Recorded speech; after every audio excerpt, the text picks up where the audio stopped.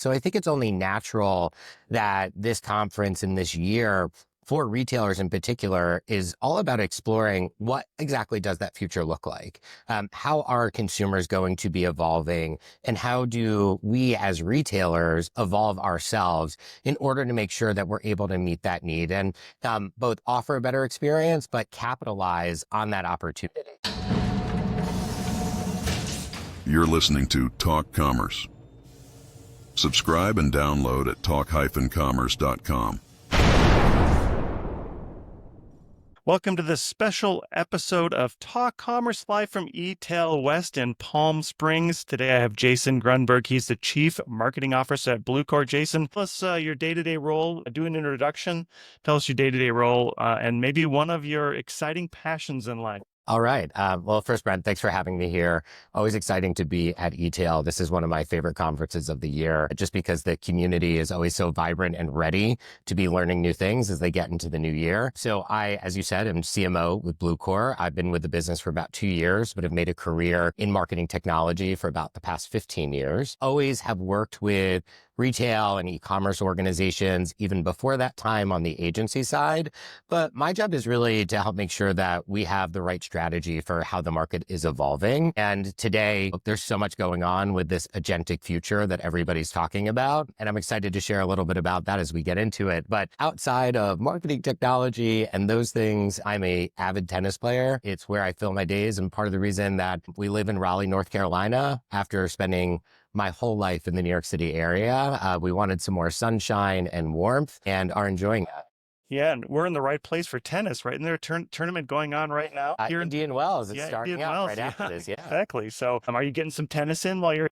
You know, I played some pickleball this morning with some friends from the retail space, and nice to get out and do that. But we are going to be playing some tennis later on today because there are grass courts here, which are few and far between. Hard to come by, but exciting. It's awesome. Good. Well, we're not going to talk about tennis today, but we are going to talk about Agentic. And it's funny because I was just reading a paper last night about the rise of the Agentic commerce. So tell us a little bit about what you have going in the rise of the agents, or whatever we want to call it, but how AI now is transforming people's e-commerce experiences through agentic commerce. I think it first starts with the consumer themselves, right? As we think about our lives and how they are evolving with AI, you look at even Google and how you search today on Google. I know for me personally, if I'm searching for something and I don't get that AI Gemini summary at the top, I'm disappointed. I'm like, oh my goodness, I actually have to go and click through the right link. Like, what's going on? You also look at what's happening on Amazon with Rufus, which is their AI shopping assistant, which is there to help answer questions and predict what questions a consumer might have about a specific product. You then see things like Perplexity, which as a standalone company, the millions of people that are using that now versus where that was a year ago, we as people are kind of being retrained with what we do and how we operate through AI. So I think it's only natural that this conference and this year for retailers in particular is all about exploring what exactly does that future look like? How are consumers going to be evolving, and how do we as retailers evolve ourselves in order to make sure that we're able to meet that need and both offer a better experience, but capitalize on that opportunity? Yeah, and do you think that we talked to different types of agents, but this is giving the e-commerce companies more power to keep people within their store to help them search and help them find the things that they need? Yeah, so there's a few different kinds of flavors of agents that are out there. And even from yesterday's pre-show AI summit, what we heard a lot of was you have your AI shopping agent, which is something that Bluecore offers. And we work with brands like Evo and QVC down to really small brands like welding supplies who are looking to offer this experience to predict the questions that customers are going to ask, so that they can answer them on that path to converting or looking for a different product. You then have your type of customer support agent, which is there to help make sure post-sale that this customer can get any questions answered. And typically today you see that in a chatbot type experience, but that's a part of the process for retail that can be automated with AI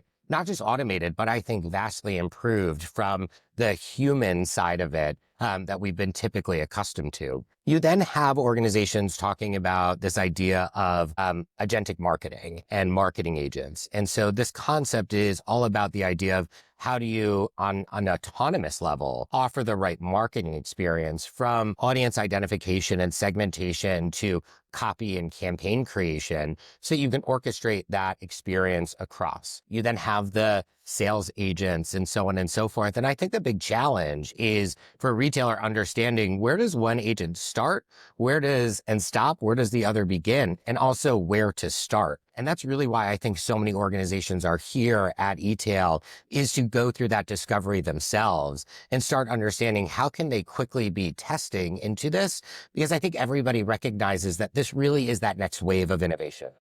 Yeah. And do you think that this innovation is going to bring us to better, like, I talk about the phone tree, and now at some point it was the agent bot phone tree where you get stuck in this loop.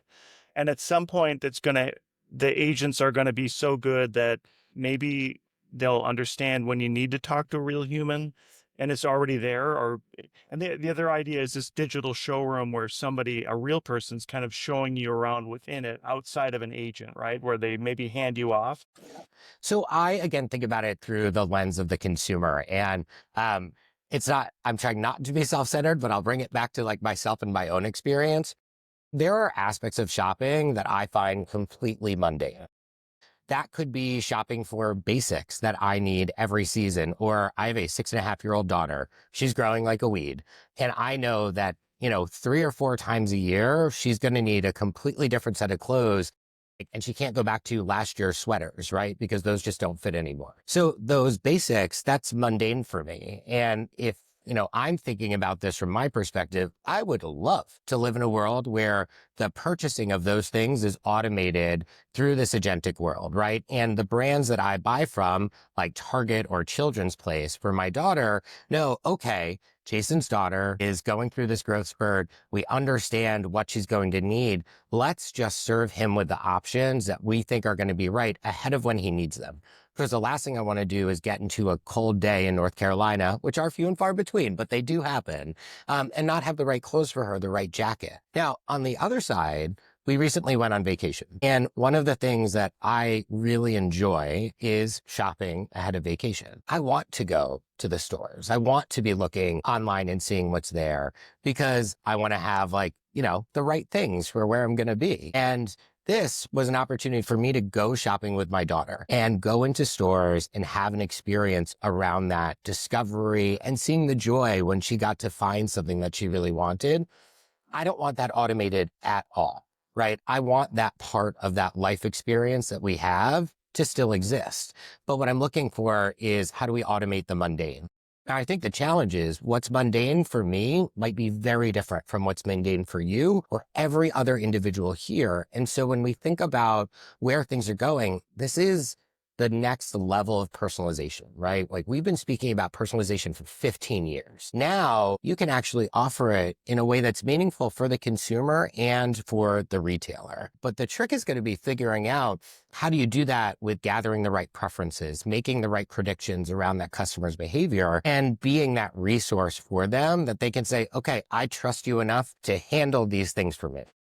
Yeah. And do you think that personalization is going to go to the point where the AI agent is asking you some very mundane questions and you're saying, I have a 6-year-old daughter, I'm trying to buy stuff for them, blah, blah, blah. What's your name? Now you're registered and they know that next year you have a 7-year-old daughter, right? And it's going to keep on going. But then there's going to be this opt-in. Hey, we'll help you. Just opt in and let us ask some more mundane questions that help you as a consumer do better shopping, but even more important as the retailer tailor what they would want or even suggest things that they may not know that they want. So I think that is likely where things go in the next 24 to 36 months. But I think that is unlikely to be ultimately the right experience. We have to think about this as retailers not being the only part of the equation that are agent enabled, that consumers themselves will have their own agents to automate the aspects of their life that they want automated. And so when I think about that future, I'm going to give my agent the orders of what I'm looking for and what I want that agent to do. My agent will interface with agents from individual brands. And so the exciting part of this is like, I might need something tomorrow. And with that, like time is of the essence, but maybe cost is less important to me. And maybe I'm not looking for this exact thing, but something around it. Versus if I know I need something 4 weeks ahead, I might say I want the perfect match and I want it to be in this price parameter. And so go find that for me. So in that world, I think we have to ask ourselves, like, what does loyalty look like from a consumer perspective to an individual brand? Also, what import does our website have, our mobile app, our email? And I think that this is likely to be a slow evolution because there's only a certain percentage of the consumer base that is going to be ready to jump into that and also have the right buying power to do those things. And I think what happens and sometimes is we think about things in this bubble where we're not considering like what happens to the unbanked, right? What happens? How does this world exist for people who are purely price sensitive, right? What the aspect of what's mundane to me versus mundane to somebody who's in the bottom 25% of earners, what does that look like? And what does this agentic future look like for them as well? And so there's a lot of complexity with the socioeconomic strata here. Yeah, so you have the difference from the dollar store or a Walmart up to the premier brands that are interfacing with their consumers. Yeah. You mentioned having your own agent to go out and shop for you. Do you see an interface at some point, just like we have API interfaces right now, that there's going to be agent interfaces and every e-commerce platform is going to have a welcoming AI interface?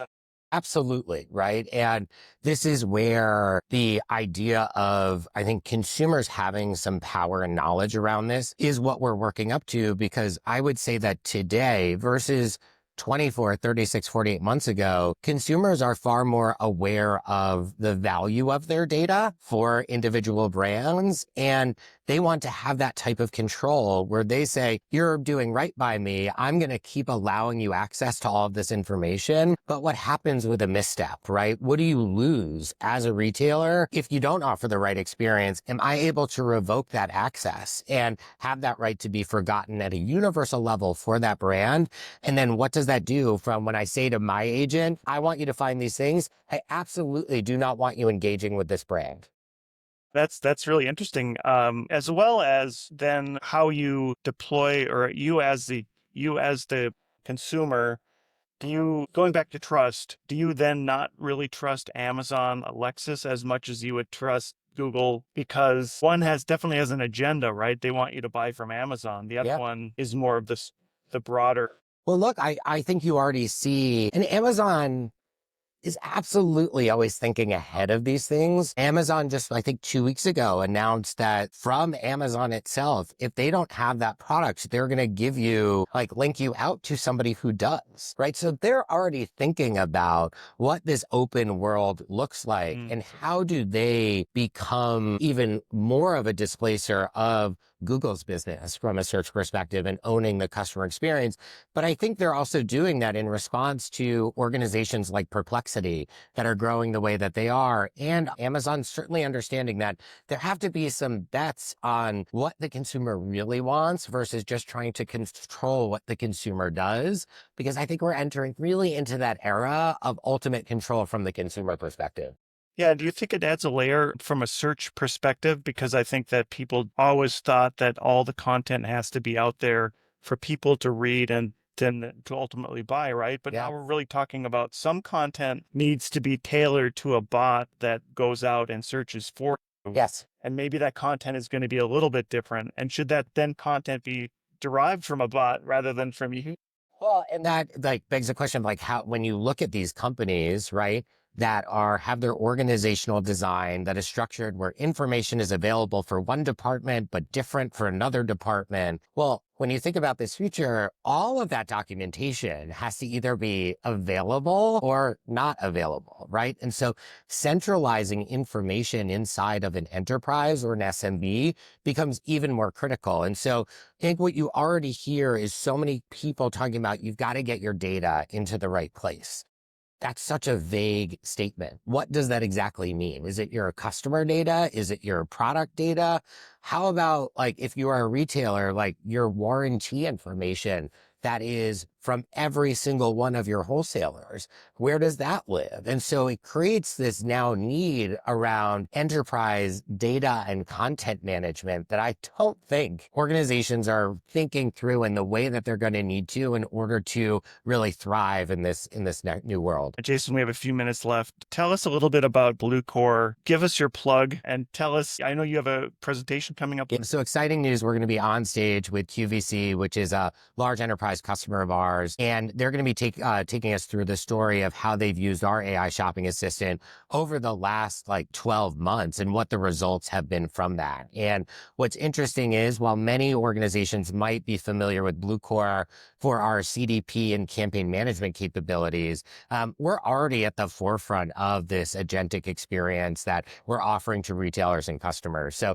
QVC, Evo, has large companies and mid-market down to smaller companies like WeldingSupplies.com that are working with us to launch their first AI shopping assistant. And so I would say my big plug is we're doing free trials and proofs of concepts for organizations through June of this year. We want everybody to be able to get the experience of working inside of the control panel that would help configure an AI shopping assistant, even if it's just to learn. So that's what we're here really talking about, sharing the news on, excited about QVC getting up there today with us, sharing their story as well.